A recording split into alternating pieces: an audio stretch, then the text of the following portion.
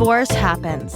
In fact, it happens to almost 50% of first marriages. So let's talk about it. Welcome to Divorce Happens, a podcast to educate, inspire, support, and yes, make you laugh through divorce and beyond so that you can start fresh on the next phase of your journey. Remember, divorce happens, and then we start fresh. You get divorced. You get divorced. Getting divorced? I'm getting a divorce. You're getting a divorce. Because she's getting a divorce. So what if I get divorced?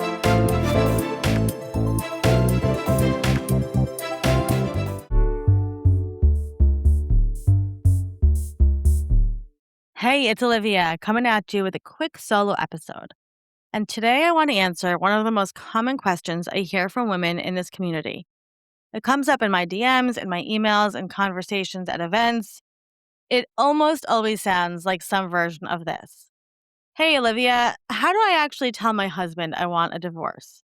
Not, am I ready to get divorced? Not what happens after. Just, how do I say the words out loud to his face? If you've been carrying this question around, I want you to know the fact that you're asking it means you already know something important about yourself. You've done enough of the internal work to know that this conversation probably needs to happen. Now, let's talk about how to walk into it. First, let's get grounded in yourself before you even utter a word to him. This is the step that most people skip, and it's the one that matters the most.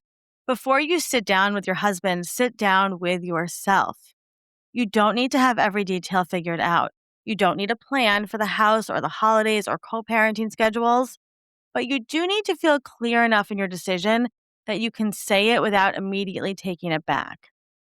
Ask yourself, am I certain enough that this conversation is worth having right now? What do I hope comes out of it? Clarity, separation, just finally being heard? And am I emotionally safe enough to have this conversation in person? Write it down. Say it out loud to yourself in the mirror if you need to. Feel your own body's reaction to the words. This is not a threat you're delivering. This is a truth that you've arrived at, and you deserve to speak it from that place. Secondly, know that your safety comes first always. I want to pause here and say something that I think is really important, and I never want to skip over it. Not every woman is safe having this conversation in person alone. Not every woman is safe having this conversation in person alone. If your husband has a history of yelling or rage or controlling behavior, if he monitors your calls or cuts you off from people who love you, if you are afraid of what he might do to your finances, your access to the kids, or you physically, please hear me. You are not being dramatic. You are being careful, and careful is exactly right. In that case, this conversation might need to happen differently, through a letter, in a therapist's office with a neutral third party present, or after you've already made some protective moves, like talking to a lawyer, secured a place to stay, or filed for temporary orders. The National Domestic Violence Hotline is 800-799-7233. You can also text START, S-T-A-R-T, to 88788. These resources exist for exactly this kind of situation. Not just physical danger, but emotional and financial control too. You don't have to be in crisis to call. You just have to need support, and that's enough. Third, choose your moment with intention. If you've determined that you are safe to have this conversation in person, then where and when you say it matters. Not in the middle of an argument, not on a birthday or a holiday, not while the kids are in the next room.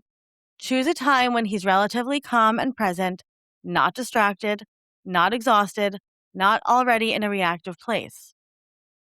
Some women feel more grounded in a semi-public space, a parked car, a quiet corner of a coffee shop, because there's a natural boundary that keeps things from escalating. Others need the privacy of home. There's no single right answer. There's only what gives you the best chance of staying grounded while you say it. And if you need to write it down first, if that's how you process and prepare, do it. There's nothing weak about saying, I wrote some of this down because I wanted to say it clearly. That is self-advocacy.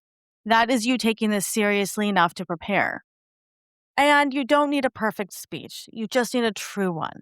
Here are a few ways you might open this conversation. These are not scripts you have to follow word for word, of course, they're just starting points.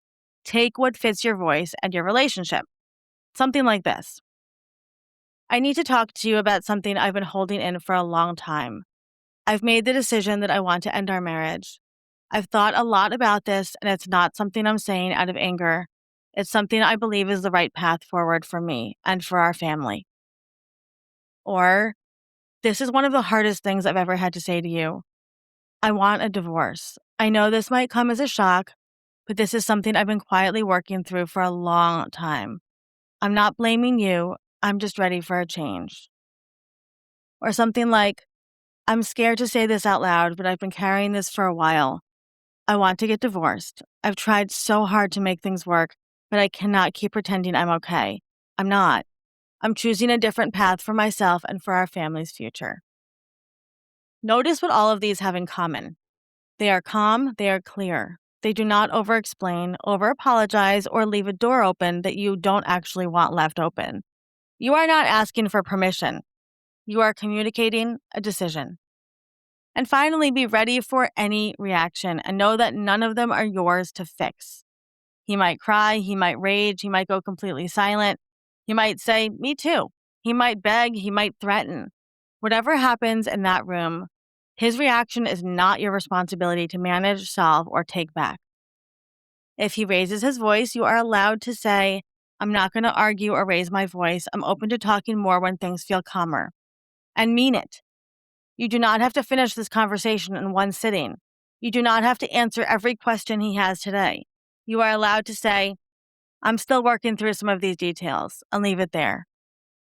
After the conversation, however it goes, please do something to take care of yourself. Text someone you trust, go for a walk, cry if you need to. You just did one of the hardest things a person can do. And you deserve to be held in that, even if it's just by yourself for a little while.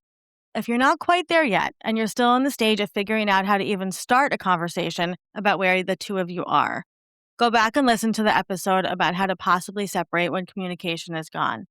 That one is the step before this step, and it might be exactly where you need to be right now. And if you need support before, during, or after this conversation, a divorce coach or a therapist or a legal resource, we have them all for you at Fresh Starts. You should not have to figure any of this out alone. You can always DM me at Olivia Howell or send me an email, olivia@freshstartsregistry.com. You are braver than you know. You have been carrying this longer than anyone realizes. And the life on the other side of this conversation, it is waiting for you.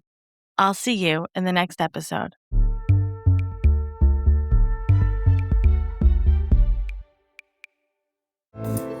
Divorce Happens is produced by Fresh Starts Registry, the only divorce registry platform for everything you need to begin again, including home items, hype team, and everything in between. Remember, divorce happens, and then we start fresh. We're here to support you before, during, and after divorce. Head to freshstartsregistry.com for more info.